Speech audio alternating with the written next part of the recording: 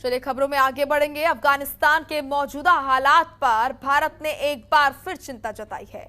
संयुक्त राष्ट्र सुरक्षा परिषद में भारत के स्थायी प्रतिनिधि टीएस त्रिमूर्ति ने कहा है कि अफगानिस्तान में हालात अब भी नाजुक बने हुए हैं और उन्होंने कहा कि एक पड़ोसी होने के नाते, उस देश के लोगों का दोस्त होने के नाते अफगानिस्तान की मौजूदा स्थिति से हम चिंता में हैं।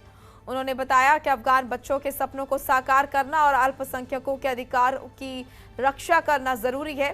त्रिमूर्ति ने काबुल एयरपोर्ट पर हुए आतंकी हमले पर बात रखते हुए कहा कि पिछले महीने काबुल एयरपोर्ट पर आतंकी हमला हुआ, जो दिखाता है कि आतंकवाद अफगानिस्तान के लिए गंभीर खतरा बना हुआ है। यूएनएससी में भारत ने अफगानिस्तान की बात उठाई और अफगानिस्तान को लेकर कई महत्वपूर्ण बिंदुओं पर अपना पक्ष भारत ने रखा। भारत की तरफ से कहा गया कि एक पड़ोसी देश होने के नाते भारत को अफगानिस्तान की चिंता है। अफगानिस्तान में अभी भी हालात नाजुक बने हुए हैं और इसी के साथ ये भी कहा गया कि आतंकवाद अफगानिस्तान के लिए गंभीर खतरा है। ममता हमारी सहयोगी जुड़ चुकी हैं लाइव इस खबर पर ज्यादा जानकारी के साथ। ममता, अफगानिस्तान में जो मौजूदा स्थिति है उसको लेकर भारत ने यूएनएससी में अपना पक्ष रखा है। भारत ने बताया कि किस तरीके से भारत को अफगानिस्तान की चिंता है और कई मसले हैं जिस पर अपना पक्ष रखा भारत ने इस दौरान।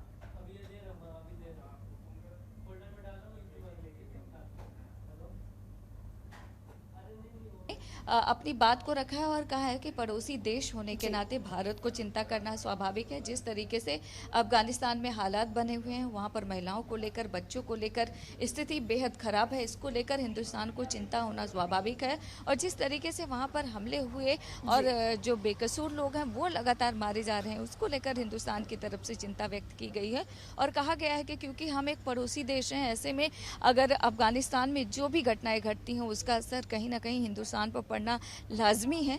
इसी को देखते हुए भारत की तरफ से चिंता जाहिर की गई है इस पूरे मामले को लेकर।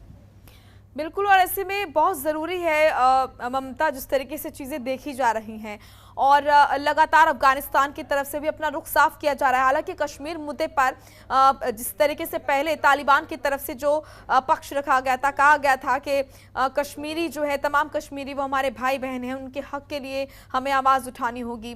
तो ऐसे में अब उसके बाद तालिबान की तरफ से ये कहना कि ये द्विपक्षीय मामला है पाकिस्तान और भारत का, वो खुद ही इस मामले को सुलझाए। ऐसे में ये समझ में आता है कि तालिबान भी कम से कम इस चक्कर में नहीं पड़ने वाला है। और जिस तरीके से जो तालिबान की तरफ से स्पष्ट किया गया है कि तालिबान किसी भी तरीके से दखल इस मुद्दे पर नहीं देगा।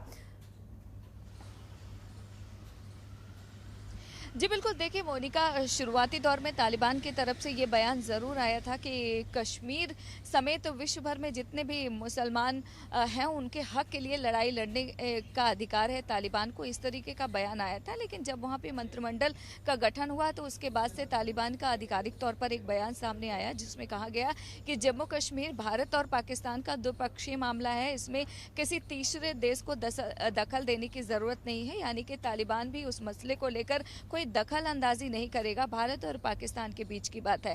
हालांकि अगर देखा जाए तो पाकिस्तान हमेशा से ही चाहता था कि इस पूरे मामले को लेकर, खास तौर पे जम्मू कश्मीर को लेकर तालिबान दखल अंदाजी करे, उसमें बहुत ज़्यादा इंटरफेयर करवाने की कोशिश पाकिस्तान की तरफ से लगातार किया जाता रहा है। हालांकि शुरुआती दौर में तालिबान की तरफ से बयान आया, लेकिन जब सरकार बना तो कि वो में वाला ये कहीं ना कहीं भारत के लिए भी अच्छी खबर है। हालांकि पाकिस्तान के लिए बुरी खबर हो सकती है क्योंकि पाकिस्तान हमेशा से ही चाहता था कि इस पूरे को लेकर, खासतौर पर जम्मू कश्मीर मामले को लेकर तालिबान दखल जरूर दे, लेकिन गठन होने के बाद वहां से आधिकारिक तौर पर बयान आया इस मामले को लेकर कोई फिलहाल दखल अंदाजी नहीं करेगा तालिबान। भारत के लिए एक अच्छी खबर है। और देखा जाए तो अफगानिस्तान में हिंदुस्तान का बहुत ज्यादा इन्वेस्टमेंट है और इससे पहले भी तालिबान ये कह चुका है कि वो चाहता है कि भारत वहां पर जो भी काम कर रहा था वो करे, भारत के लोगों को अफगानिस्तान में किसी भी प्रकार से कोई परेशानी नहीं होगी, इस तरीके का बयान भी तालिबान की तरफ से आ चुका है। चुका है। हालांकि इसके बाद दोहा में मुलाकात भी हो चुकी है भारत और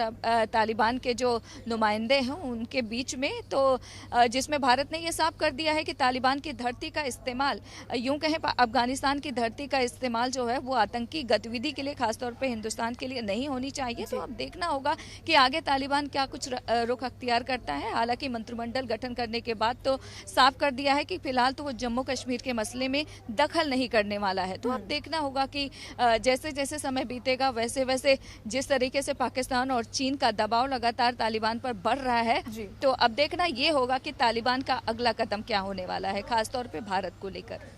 बिल्कुल देखने वाली बात रहेगी। ममता आप बनी रहिए, आगे मैं आपसे जानकारी लेते रहेंगे। खबरों के निष्पक्ष विश्लेषण के लिए सब्सक्राइब करें Janatantra TV and press the bell icon. Never miss any update.